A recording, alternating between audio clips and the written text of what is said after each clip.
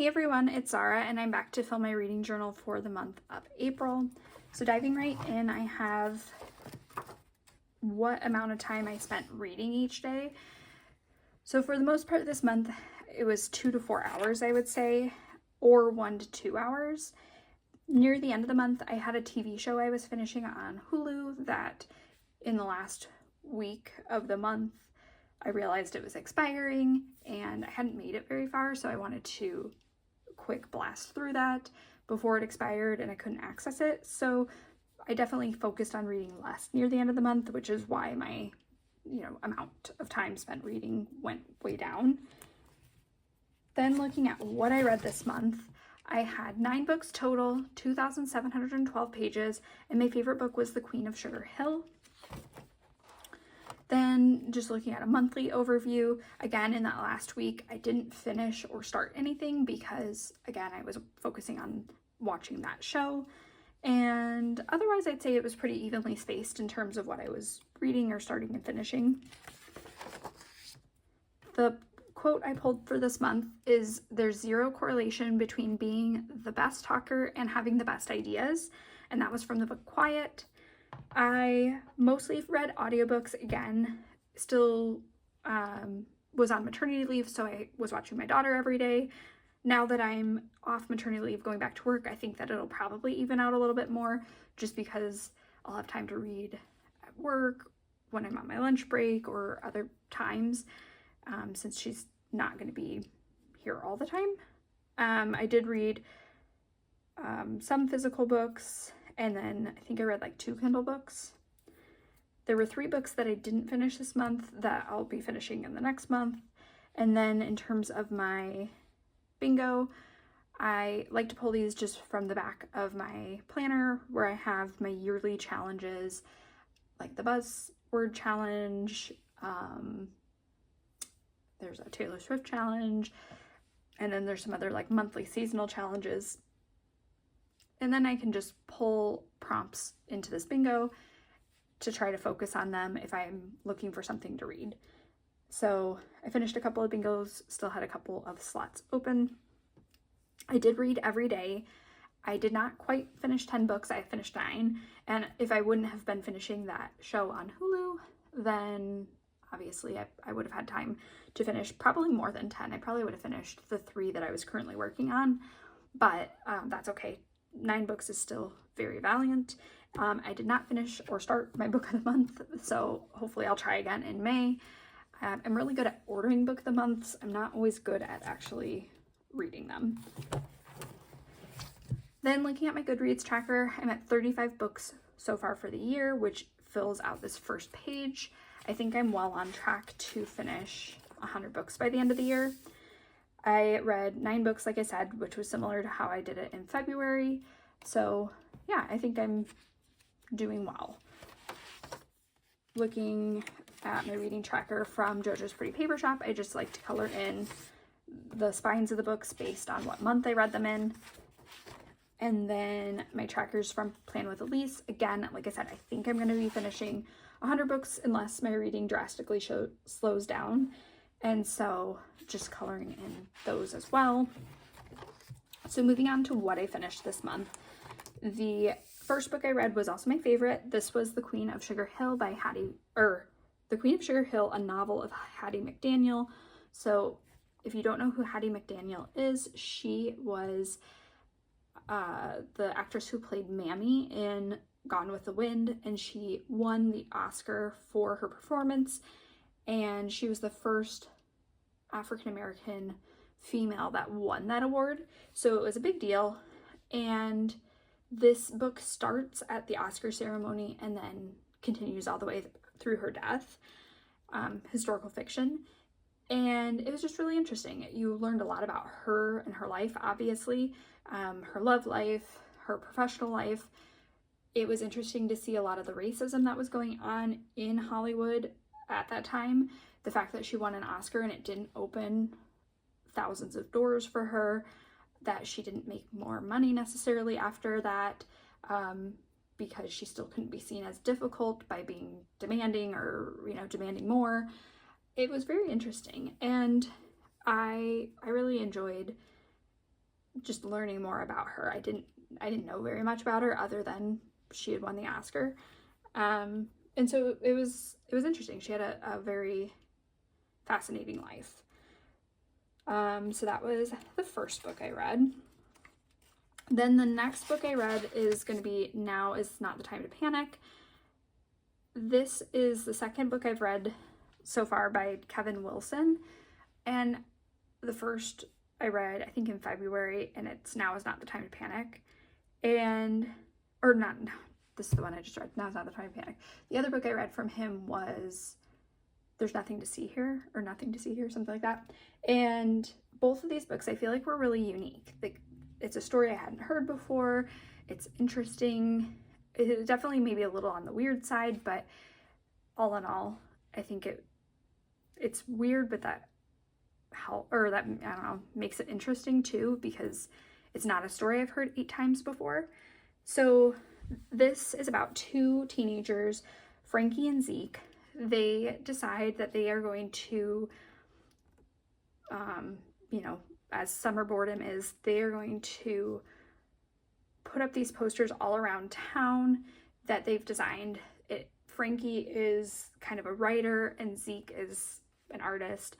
And so they combine their 2 talents, and they have this kind of like weird quote and a weird picture on these flyers, and they pass them out all over town. They post them up everywhere, on buildings, on,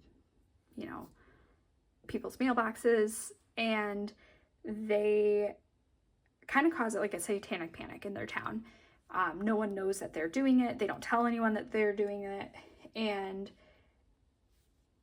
people kind of go crazy because of these posters, and they keep putting them up everywhere, these flyers. And I don't know, it's just an interesting story.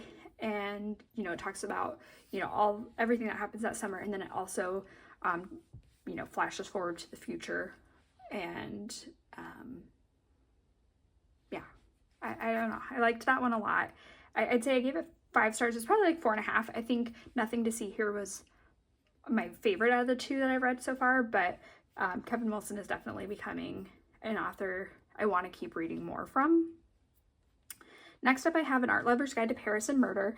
This is a continuation of the series. I think it's like the Countess of Harley mysteries, and they're just cozy mysteries, nothing too wild. They all kind of feel the same. They all have kind of the same formula, but they're fun to read. I gave it 4 stars. I will keep reading the series. But this one, they're in Paris, George and Frances, and George's aunt asks them to help with a mystery or a problem that she's having. She has an artist friend of hers that died, that they say it's a suicide, but she thinks it's murder, and she wants them to investigate it.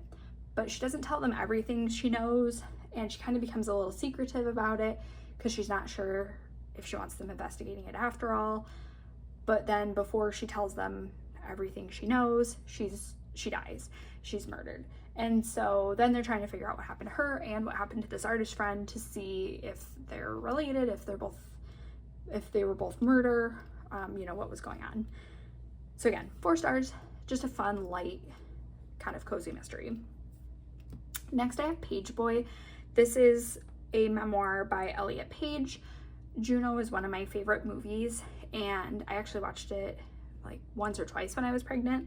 So I was interested to pick up this memoir. I wasn't sure if it was going to be more about acting or more about their sexuality, since they did transition to male, and it was a little bit of both. I will say I didn't love the way it was written because it jumped all over their life, and I think I had a hard time following it sometimes, where we were at in their life, age, time frame, etc. And there were some really heavy topics in here, abuse type things, and I don't know that they all, some other review put it better, but it wasn't like they were really resolved or they really reflected back on it, a lot of times it was written as like this happened and then it was like moving on to the next bit, and they didn't really reflect on how, I don't know how quite to put it, but it just felt incomplete. It felt like some of the thoughts that were very heavy, and then you didn't, I don't know, there should have been more, I guess. And I have a hard time writing memoirs. I gave it 3 stars. I don't know, it's someone's life, so it feels like you're rating it weird. And then their transition really wasn't that much of the story. A lot of it was them grappling with their sexuality and being an actor, and how that affected their professional life. But yeah, the transition was like right at the end, which is fine. But I don't know what I was expecting, but I feel like it just kind of fell a little bit flat for me. But I did enjoy learning more about Elliot Page, just because, again, I enjoy their movies. So then moving on to the Meryl Streep Movie Club, I had this on my list of 25 I wanted to read in 25. I have a couple of these. I think Meryl Streep Movie Club, Anna and the Swallow Man, and Women Talking were all books that I had on my list of books that I wanted to read this year that have been on my list for a while. So the Meryl Streep Movie Club was kind of like a family drama, family fiction. You have it's 2 sisters and a cousin, and then the aunt to the sisters, the mom to the cousin. Kind of hard to explain, but they, the 2 sisters, their parents died, and their aunt took them in and finished raising them. And now it's however many years later, 10 years later, and they're, or maybe 20 years, 15, I don't know.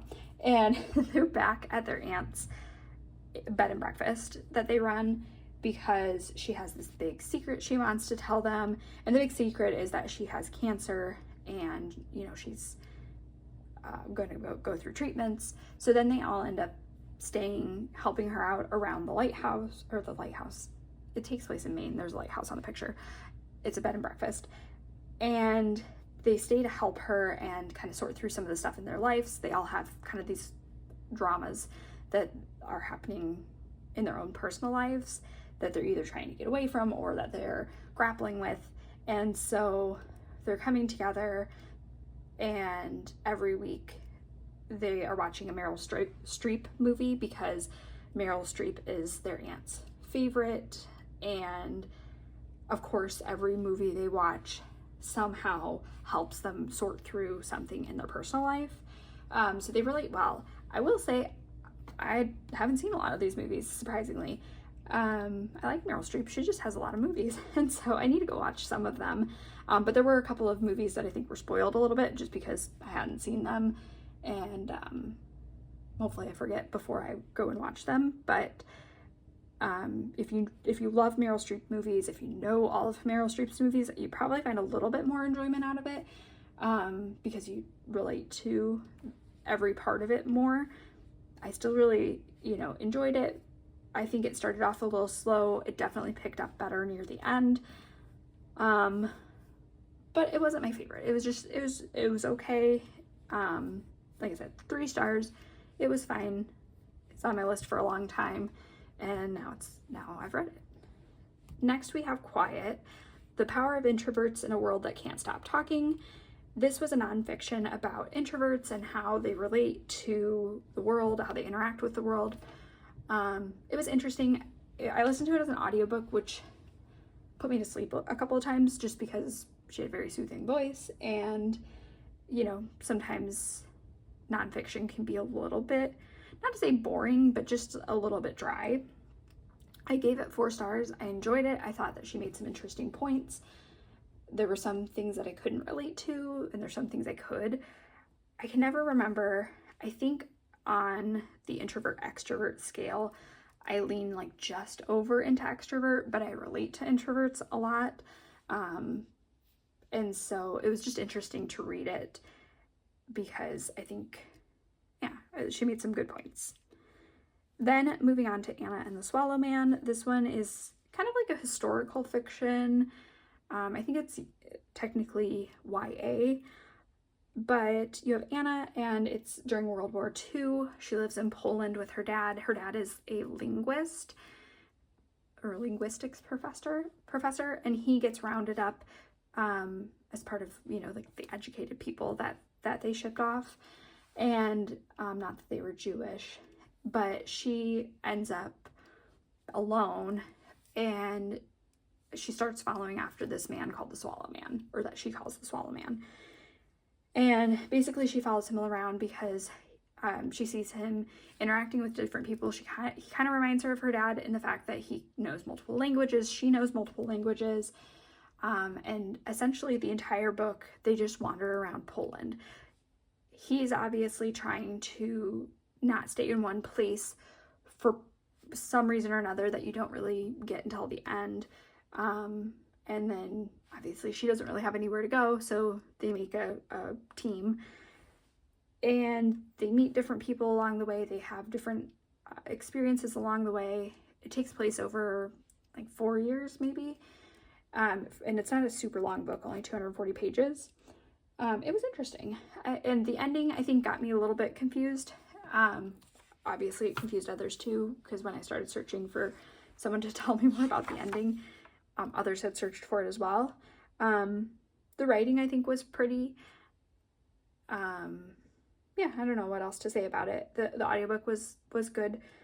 And again, that was on my list of books to read for this year, so I'm glad I finally read it. Then I have Women Talking. This one I gave 3 stars too.